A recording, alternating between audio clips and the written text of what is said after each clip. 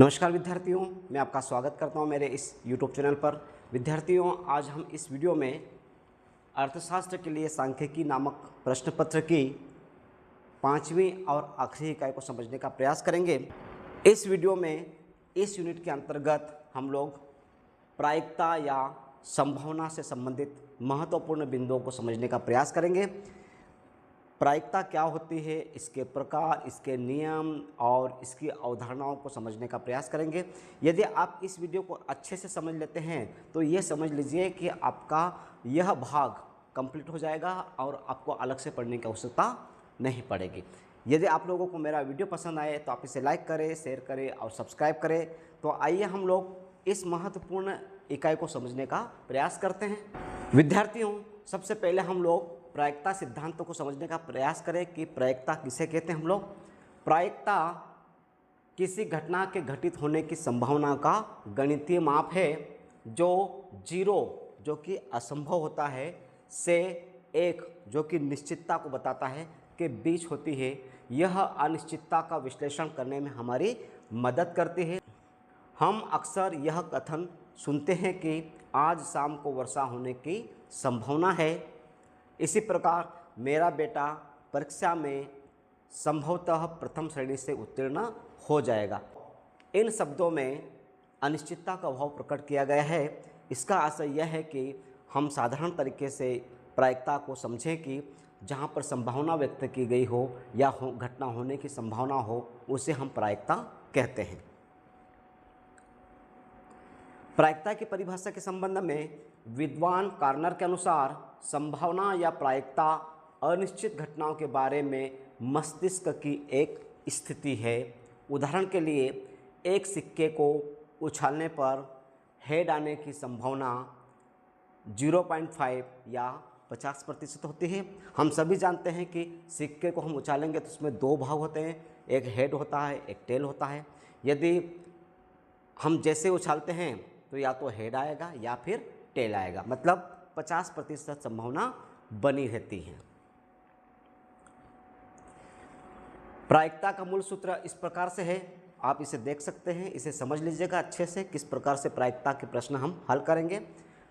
हम इसे दूसरे प्रकार से आसानी से समझ सकते हैं।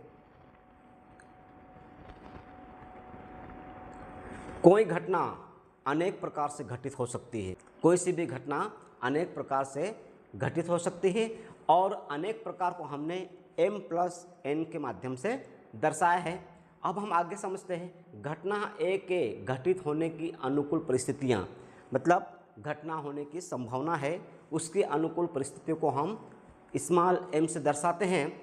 घटना A के घटित न होने की प्रतिकूल परिस्थितियाँ, घटना नहीं घटेगी, ऐसा माना है हमने n के माध्यम से। अब हम पहले भाग को समझते हैं। घटना A के घटित होने की प्रायिकता, जिसे हम P और कोष्टक में कैपिटल A से दर्शाते हैं, बराबर m/m+n इक्वल टू P मान लिया है। इस प्रकार से हम सूत्र का उपयोग करेंगे, अर्थात घटना A के घटित होने की प्रायिकता अनुकूल परिस्थितियों की संख्या, मतलब कितने प्रतिशत होने की संभावना है, बटे समस्त संभावित परिस्थितियों की संख्या। इस प्रकार से हम घटना के घटित होने वाले प्रश्न को आसानी से हल कर लेंगे। दूसरे भाग को देखें हम लोग।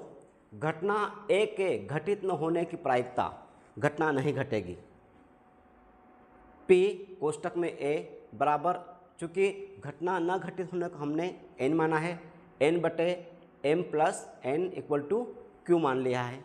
अर्थात घटना A के घटित न होने की प्रायिकता क्या होगी? प्रतिकूल परिस्थितियों की संख्या बटे समस्त संभावित परिस्थितियों की संख्या। यहाँ प्रतिकूल शब्द इसलिए लिया है कि यहाँ पर घटना नहीं घटेगी, यहाँ पर अनुकूल शब्द इसलिए लिया है कि यहाँ पर घटना घटने की संभावना है।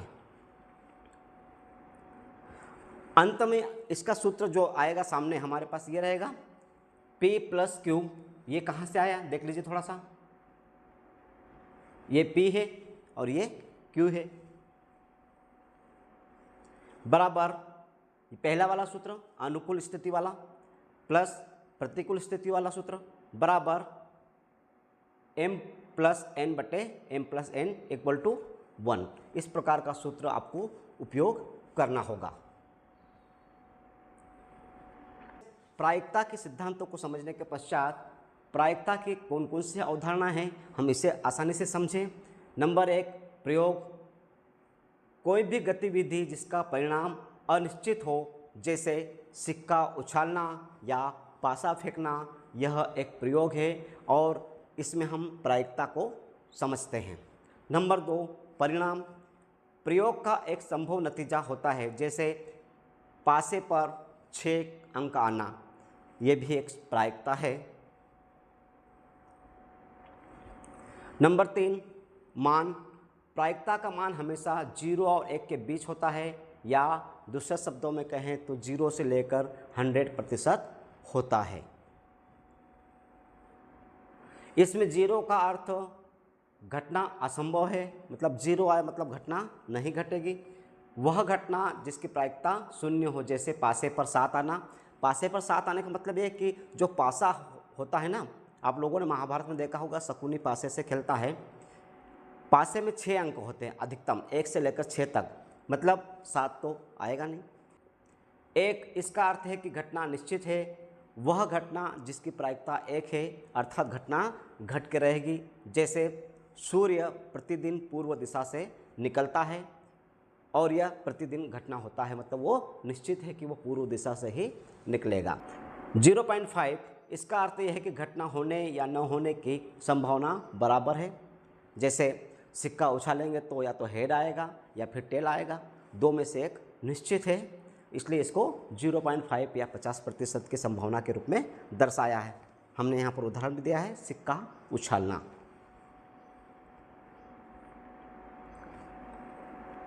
यादृच्छिक प्रयोग, ऐसा परीक्षण जिसके सभी संभावित परिणाम पहले से ही पता हो, लेकिन यह निश्चित न हो कि इस बार कौन सा परिणाम आएगा, जैसा पासा फेंकना। रेंडमली आपने पासा फेंका, 1 आ सकता है, 2 आ सकता है, 3 आ सकता है, 4 आ सकता है, 5 आ सकता है और 6 आ सकता है। 6 तक है 1 से, मतलब ये निश्चित है कि परिणाम आएगा सामने, लेकिन कौन सा आएगा, 1 आएगा कि 6 आएगा, कोई गारंटी नहीं। नंबर 5, नमूना स्थान। किसी प्रयोग के सभी संभावित परिणामों का समूह, जैसे सिक्के के लिए चित का होना या पट का होना, एक निश्चित स्थिति को दर्शाता है। नंबर 6, अनुकूल परिणाम। वे परिणाम जिसकी हम प्रायिकता ज्ञात करना चाहते हैं, उसे हम अनुकूल परिणाम कहते हैं। प्रायिकता कितने प्रकार की होती है, इसे हम यहाँ पर समझेंगे। नंबर 1, सैद्धांतिक प्रायिकता।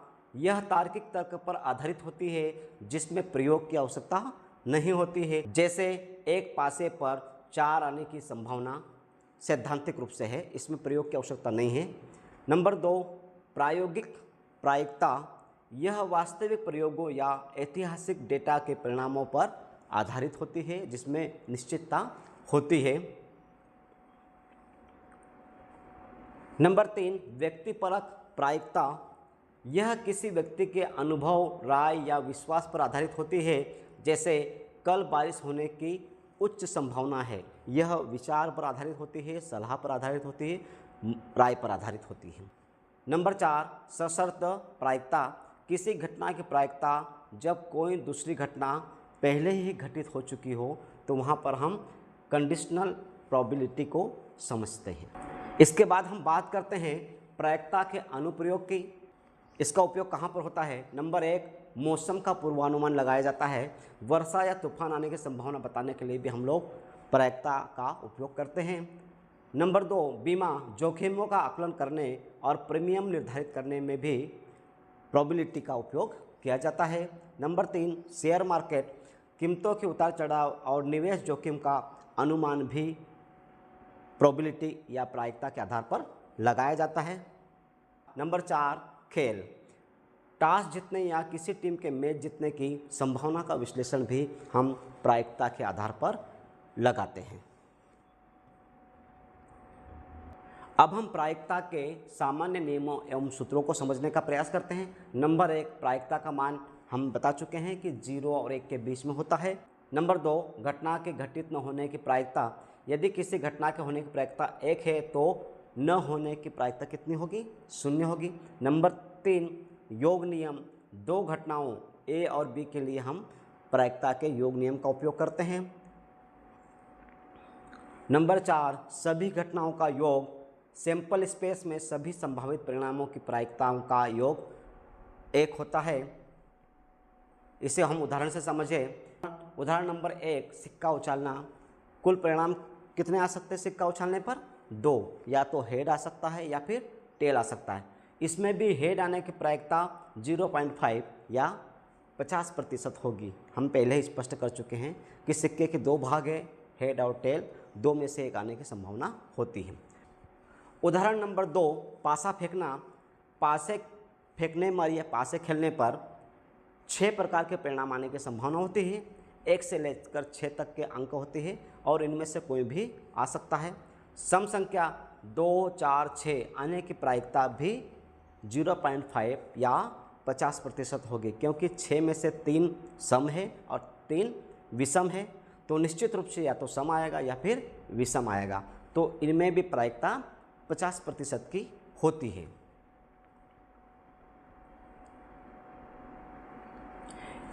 इसके बाद हम बात करते हैं स्वयं सिद्ध प्रायिकता की। प्रायिकता का स्वयं सिद्ध दृष्टिकोण, जिसे कोलमोगोरोव के स्वयं सिद्ध के रूप में भी जाना जाता है, क्योंकि इसे 1933 में आंद्रे कोलमोगोरोव ने प्रस्तुत किया था। प्रायिकता की सबसे आधुनिक और तार्किक परिभाषा है। यह शास्त्रीय परिभाषाओं की सीमाओं को दूर करता है। सरल शब्दों में यह कुछ नियमों का एक समूह है जिसका पालन किसी भी घटना की प्रायिकता को करना अनिवार्य है। इसके बारे में थोड़ा सा समझें। नंबर 1, मुख्य सिद्ध नियम। मान लीजिए कि एस एक प्रतिदर्श समष्टि है और ई कोई एक घटना है। प्रायिकता फलन P कोष्ठक में ई को निम्नलिखित नियमों का पालन करना चाहिए। गैर नकारात्मकता। किसी भी घटना के लिए प्रायिकता हमेशा 0 या उससे अधिक होती है, अर्थात प्रायिकता कभी ऋणात्मक नहीं हो सकती। यहाँ पर हम देख सकते हैं प्रायिकता हमेशा 0 से अधिक है। अब हम देखते हैं निश्चितता। प्रतिदर्श समष्टि, जिसे हम एस से दर्शाते हैं, निश्चित घटना की प्रायिकता हमेशा 1 होती है। PS = 1, जहाँ पर निश्चितता होती है कि ऐसा हो के रहेगा, उसकी प्रायिकता कितनी होगी? 1 होगी, अर्थात कोई न कोई परिणाम जरूर आएगा। इसके बाद परस्पर अनन्य घटनाओं के लिए योग। यदि घटनाएं परस्पर अनन्य है तो उनके संघ की प्रायिकता उनकी व्यक्तिगत प्रायिकताओं के योग के बराबर होगी।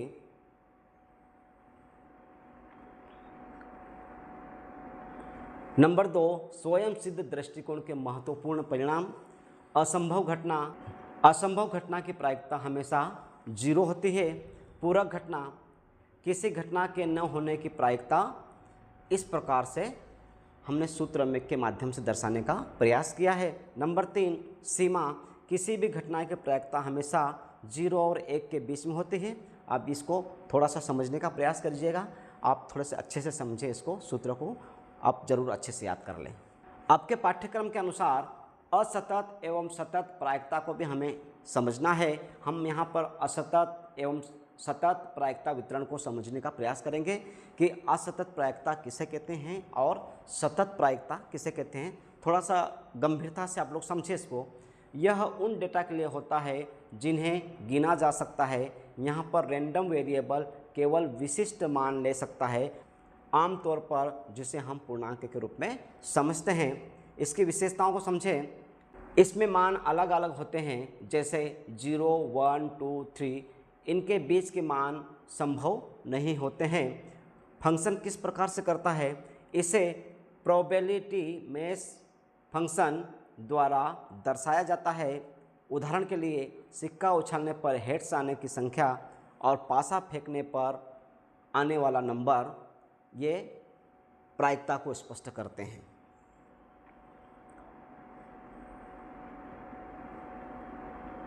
असतत प्रायिकता वितरण के मुख्य प्रकारों में एक नंबर 1 है बाइनोमियल डिस्ट्रीब्यूशन, जिसे हम द्विपद वितरण कहते हैं। द्विपद वितरण सांख्यिकी में एक असतत प्रायिकता वितरण है जो स्वतंत्र परीक्षणों में सफलता की संख्या को दर्शाता है। इसमें प्रत्येक परीक्षण केवल 2 परिणाम होते हैं, या तो सफलता मिलेगी या फिर असफलता मिलेगी।